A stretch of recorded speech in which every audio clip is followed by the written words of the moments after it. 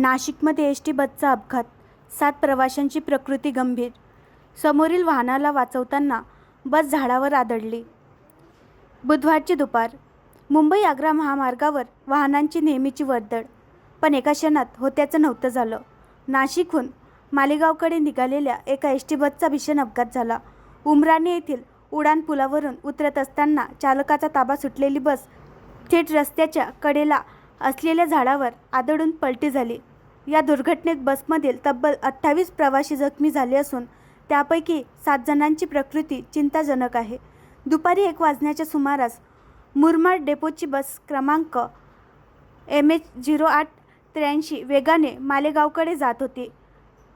प्रत्यक्षदर्शीच्या माहितीनुसार बस चालकाने आपल्या पुढील वाहनाला ओव्हरटेक करण्याचा प्रयत्न केला, मात्र त्याचवेळी समोरून एक छोटा टेम्पो वाहन आला.